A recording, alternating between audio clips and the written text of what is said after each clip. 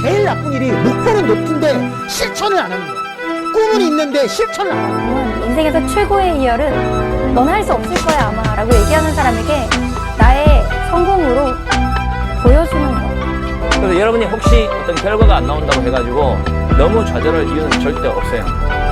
하지만 최선을 다해야 되는 건 맞아요. 최선을 다하지 않으면 어차피 또 안 좋아져요. 최선을 다했는데 안 될 수도 있잖아요. 그러면 그냥 편안하게 생각하세요. 나한테 좀 더 준비를 하라는 뜻이구나. 시간이 하루라도 더 남아있으면 목숨 걸고 최선을 다하는 게 맞아요. 단 하루의 시간이라도 더 있어. 그 최선을 다하지 않은 것이 네 마음대로 용서가 된다고 생각하니? 용서 안 해준다, 사람이 절대. 절대 안 해준다. 절대로. 알겠지? 절대로 안 해준다. 지금부터 생각해. 하늘은 나의 편이다. 그리고 나는 진짜 잘 될 사람이다. 그러니까 내가 꼭 해내고 말이다.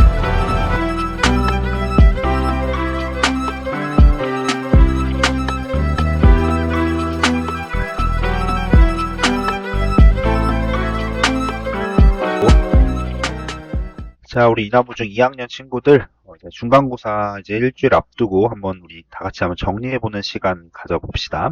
아마 이번 역사시험 여러분도 공부 좀 한 친구들은, 내용도 많고 외울 것도 많아서 아마 되게 힘들어 하는 걸로 알고 있는데요. 선생님이랑 중요한 거 위주로 한번 체크해 가면서 본인들이 얼마나 알고 있는지 한번 점검해보는 시간 가져봤으면 좋겠습니다. 항상 얘기하지만 이 정리는 여러분들이 이미 공부를 했다고 생각을 하고 진행을 하기 때문에 이걸 통해서 다시 처음부터 뭔가 알아간다라고 생각을 하면 어려울 수 있습니다. 정리 영상이 오히려 더 헷갈릴 수 있어요. 그러니까 한번 공부를 하시고 또는 교과서를 한 번이라도 읽어보시고 이 영상을 통해서 공부하시면 좋을 것 같습니다. 자, 첫 번째 포인트입니다. 명예 성립과 발전입니다. 먼저는 이제 중국사부터 할 텐데요. 우리 중국사는 간단했어요. 명나라랑 청나라 두 가지 나라를 공부했었습니다. 첫 번째 포인트는 명나라의 성립과 발전이에요. 제가 선생님이 명나라 얘기할 때 뭘 강조했냐면 명나라에 있었던 두 황제의 업적들 잘 기억해 봅시다 라고 얘기했었습니다. 첫 번째 황제는 홍무제였죠. 두 번째 황제는 영락제였습니다. 홍무제와 영락제의 각각의 업적들을 좀 기억해보자 라고 얘기했었죠. 자, 홍무제 같은 경우는 먼저 명나라를 건국한 사람으로서 수도를 원래 기존에 이전에 있던 원나라 수도인 베이징에서 이쪽으로 옮겼습니다. 어디였죠? 그쵸, 난징이라고 하는 곳이었죠. 난징. 교과서는 금릉이라고도 표현을 해 있습니다. 난징, 금릉 이쪽으로 이동을 해 왔고요. 그 다음에 이제 영락제 같은 경우는 이후에 난징에서 베이징으로 수도를 옮깁니다. 요거 두 가지 비교를 할 수 있어야 되겠고요. 자, 그다음에 이제 홍무제 업적 5가지를 한번 정리해 봅시다. 첫 번째는 자, 뭘 폐지했죠? 그쵸. 홍무제는 일단 황제 권한을 강화시키는 걸 굉장히 강조했기 때문에 이 황제 권한을 강화시키는 방법으로는 그쵸, 신하 관리들의 힘을 좀 줄이는 거였어요. 그래서 재상이라고 하는 신하들의 대표라고 하는 이 재상제 자체를 없애버렸죠. 재상제를 폐지시켜서 황제권을 어떻게 했다? 굉장히 강화시켰다라는 거. 자, 두 번째는 지방에 있는 사람들을 잘 통치하고 중앙과 지방을 잘 관리하기 위해서 이갑제라는 걸 실시했습니다. 이갑제. 자, 이갑제는 뭐였죠? 그쵸.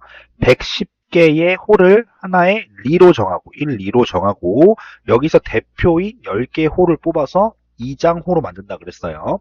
그래서 지역에 있는 지방에 있는 농민들을 통제하고 그 지역에 있는 치안을 유지시키고 세금을 걷어서 좀 더 효율적으로 통치할 수 있는 방법인 이갑제를 실시했다라는 거 얘기했었습니다. 자, 세 번째는 토지대장과 호적대장을 작성했습니다. 자, 이거 작성 목적이 뭐였어요? 그쵸. 결국 세금을 좀 더 효율적으로 걷기 위해서였죠. 세금, 신고되지 않은 땅이라든지 신고되지 않는 호적 같은 것들을 다시 한번 정리를 해서 세금을 좀 더 효율적이고 완벽하게 걷기 위한 방법이었습니다. 자, 대표적인 이 토지대장 우리가 배웠었던 게 물고기 비늘 모양처럼 생겼다 그래서 어린 도책이라고 하는 거 배웠었습니다. 물고기 어자에 비늘린자 해가지고 물고기 비늘 모양처럼 생긴 문서였고요. 세금을 좀 더 효율적으로 걷기 위한 책이었습니다. 어린 도책. 자, 그 다음 네 번째는 과거제 학교 교육을 중시하였다라고 되어 있었습니다. 기존에 있던 한족의 전통을 회복시키고요. 그 다음에 황제에게 충성을 다하는 교육을 시키기 위해서 학교 교육을 좀 더 중시했고, 그다음에 과거제를 통해서 직접 황제가 자신의 신하를 뽑음으로 인해서 황제권을 강화시켜 나갔다라고 얘기했었습니다. 그리고 이들에게 황제에게 뭔가 충성을 다하게 하는 교육을 시키기 위해서 유교 교육도 굉장히 강조했다라는 거. 유교는 신하들뿐만 아니라 백성들에게도 충이라고 하는 개념들을 좀 더 인식시켜가지고 황제권을 좀 더 강화시킨, 황제에게 충성을 다할 수 있게 하는 그런 모습을 갖추기 위해서 유교도 강조했다라는 거. 그래서 홍무제의 5가지 업적 잘 기억을 하고 계셔야 되겠습니다. 자, 두 번째는 영락제였습니다. 우리 영락제 같은 경우는 아까도 말했지만 수도를 베이징으로 옮겼고요. 그 다음에 좀 중요했던 게 대외 팽창 정책을 통해서 명나라의 어떤 힘을 좀 과시하는 모습들 보였습니다. 몽골도 공격하고 베트남도 정복하면서 직접 이렇게 뭔가 강력한 명나라의 모습을 대외적으로 좀 보여주는 모습을 보였고요. 그 중에 그 대표적인 또 하나가 이 사람을 파견했다라는 거였죠. 그렇죠. 누구였죠? 2번 굉장히 중요했죠. 정화라고 하는 환관을 배에 태워서 정화의 함대를 구성해서 파견시켰다라는 거 우리가 공부했었습니다. 그래서 이 정화의 함대 파견의 목적이 뭐였습니까? 그렇죠. 여러 나라와 조공 관계를 맺기 위한 그런 모습이었고요. 한 7차례 정도 굉장히 큰 규모의 우리가 신항로 개척을 이후에 배우잖아요. 그 콜럼버스의 함대보다 훨씬 더 많은 수와 더 대규모의 함대가 이렇게 이동을 하면서 여러 나라와 조공 관계를 맺게 했던 정화의 함대도 굉장히 중요했다라는 거 수업 시간에 잘 설명을 들었을 거라고 생각을 합니다. 이렇게 명나라의 성립과 발전에서 홍무제와 영락제의 업적 좀 잘 기억해 두시고요. 이런 대표적인 조공관계, 이 정화의 함대 조공관계 얘기하면서 우리 명나라 조선과의 관계도 얘기했었죠. 그래서 명나라가 이후에 영락제 때는 아니지만 만력제라고 하는 그 시기 때에는 임진왜란 때 실질적으로 군대도 파견시켜줘서 조선의 임진왜란을 도와주다가 명나라가 좀 큰 위기에 처하게 됐다라고 하는 그런 모습도 선생님이 설명을 했었습니다. 명나라의 성립과 발전 잘 정리해 두세요. 자, 두 번째 포인트입니다. 이제 청나라로 한번 넘어가 볼게요. 청나라 같은 경우도 이제 명나라 이후에 등장했던 나라인데 한 가지 핵심은 명나라와 청나라의 핵심적으로 차이점은 명나라는 한족 중심의 국가였고 청나라는 이제 만주족이라고 하는 한족의 입장에서는 이민족들이 세운 국가였습니다. 그 두 개의 차이점을 잘 기억해 두시고요. 첫 번째는 처음부터 청이라고 하는 이름으로 나라가 등장한 건 아니었었습니다. 누르하치라고 하는 사람이 우리가 이전에 있었던 금나라를 이어받아서 후금이라고 하는 나라를 만들어 나갔고요. 그 다음에 이 나라 이름을 청으로 바꾼 사람은 홍타이지라고 하는 사람이었었습니다. 그래서 홍타이지가 나라 이름을 청으로 바꾸면서 이제 청나라가 직접적으로 등장을 하게 됐었습니다. 이들의 특징은 기존에 있던 이민족 국가와는 다르게 원래 있었던 한족들과 잘 지내면서 이들의 협조를 구하고 또 이들과 같이 지내는 그런 나라를 만들고 싶어 했었습니다. 하지만 이 새롭게 생긴 이민족들은 한족보다 숫자가 적었고요. 그러다 보니까 한족을 효율적으로 통치하기 위해서는 이 정책을 실시할 수밖에 없었어요. 이 정책이 뭐죠? 그쵸. 회유책과 강압책이었죠.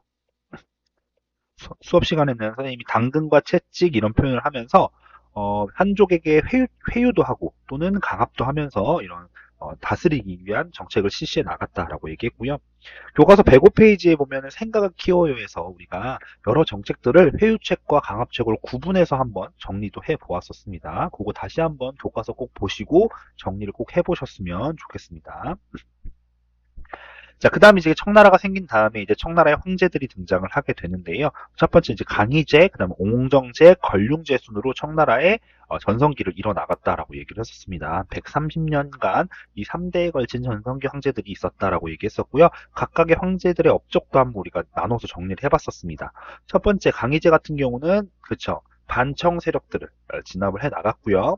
세금 제도로서 지정은제라고 하는 제도를 실시했다. 그래서 우리 지정은제 같은 경우는 조금 있다가 명나라의 세금 제도인 일조편법과 다시 한번 비교해서 정리를 할 겁니다.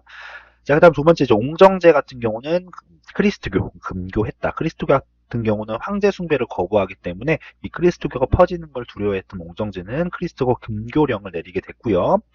중요했던 건 책으로 대의강미록이라고 하는 책을 저술을 했었습니다. 대의강미록이라고 하는 책을.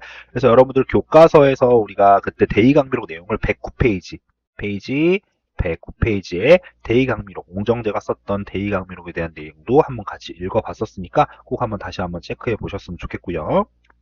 그 다음에 세 번째는 걸륭제라고 하는 황제는 지금 현재 중국의 영토와 거의 비슷하게 최대 영토를 확보해 나갔었습니다.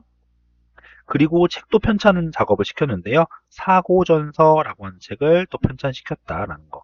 사고전서 같은 경우는 우리 아까 배웠던 그 회유책과 강압책 중에서도 청나라의 회유책에 들어가는 내용이었죠. 한족들에게 이런 대규모 편찬 작업을 시키면서 청나라에서 일을 할 수 있게 해줬고, 그 다음에 이 작업을 통해서 어떤 역사를 다시 정리할 수 있는 그런 기회를 제공했다라는 거. 그래서 걸륭제의 사고전서 이런 편찬도 업적으로 들어갔었습니다. 그래서 청나라의 황제를 이렇게 세 황제의 업적도 한번 정리해 보셨으면 좋겠습니다. 자, 그 다음에 이제 포인트 3입니다. 이제 명나라와 청나라를 비교해서 경제와 사회를 한번 정리해 볼게요.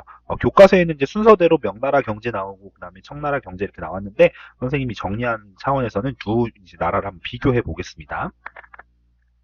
먼저 명나라 같은 경우는 경제적으로 이제 이모작이 확대됐다. 이모작 같은 경우는 선생님이 설명해 줬죠. 이모작으로 인해서 생산력이 엄청나게 증가하였다라는 거.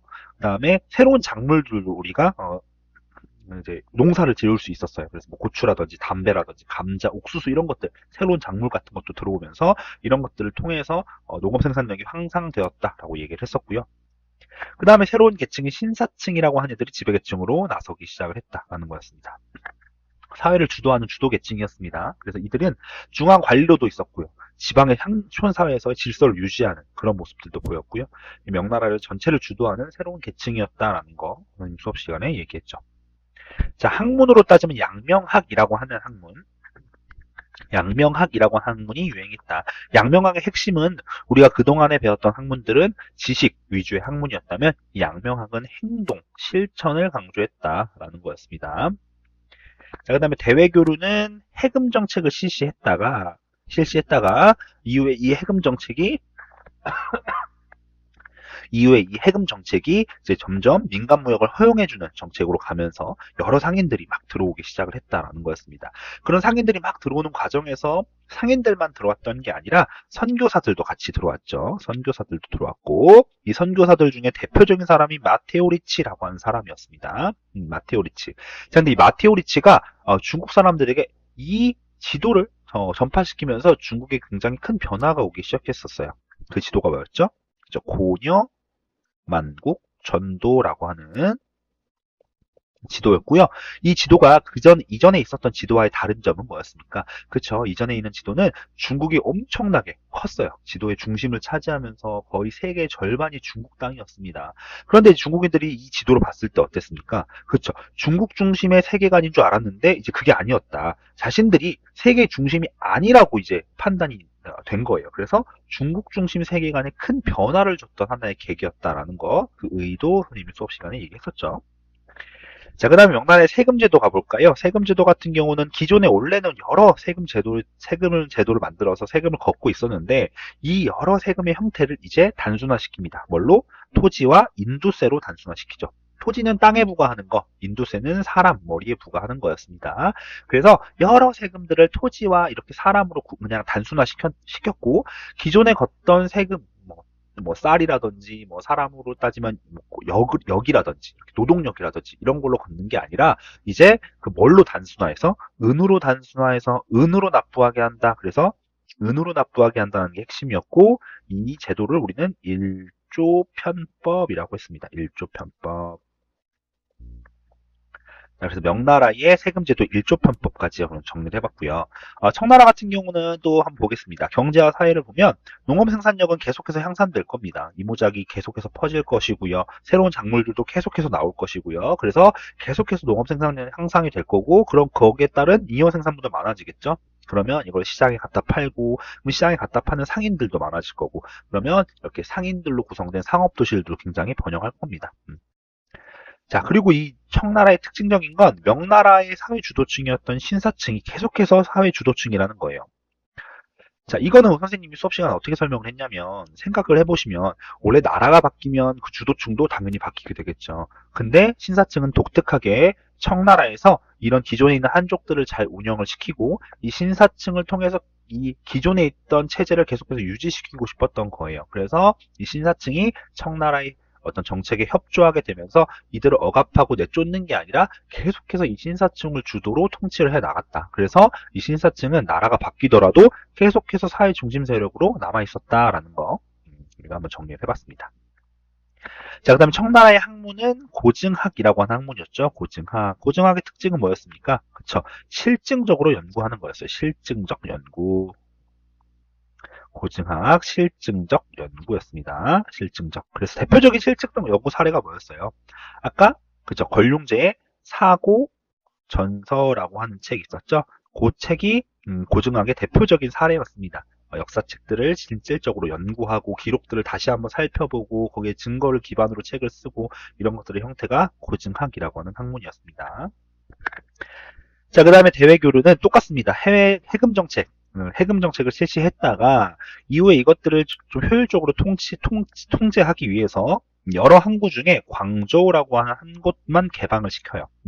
여러 항구들을 개방을 하면 그 항구를 전체적으로 통제하기 힘드니까 국가 차원에서 한 항구를 지정해서 그 항구만 개방을 시킨 거죠. 그리고 그 항구로 드나들 수 있는 사람들을 국가에서 허락받은 상인들만 그 항구를 드나들 수 있게 하는 거였습니다. 그게 뭐였냐면 공행이라고 하는 제도였습니다.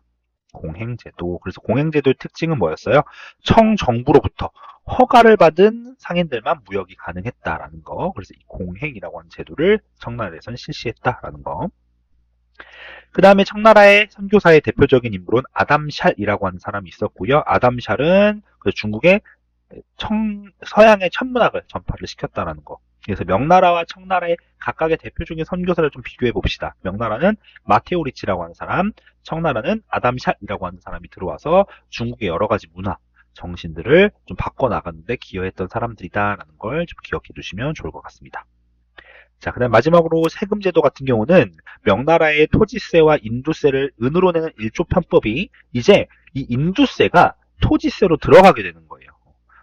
선생님이 설명을 어떻게 썼냐면 계속 인구는 증가한다. 아까 농업 생산량이 증가하고 먹을 게 많아지고 막 이러다 보면 사실 인구는 자연스럽게 증가하게 되거든요. 그럼 인구가 점점 증가하게 되면 인두세를 계속해서 증가해서 내야 되는 사람들이 점점 이 토지, 이제 이 사람에 대한 출생 신고라든지 이런 것들 아니면 도망이라든지 이런 걸 통해서 이 중국 전체에 대한 인구 파악이 잘 안 된다라고 그랬습니다. 그러다 보니 이 인두세를 그냥 토지세에 포함을 시켜서 토지세를 기준으로 땅을 기준으로 세금을 걷게 되었다. 그래서 은으로 내는 건 똑같은데 인두세를 토지세에 집어넣었다라 그래서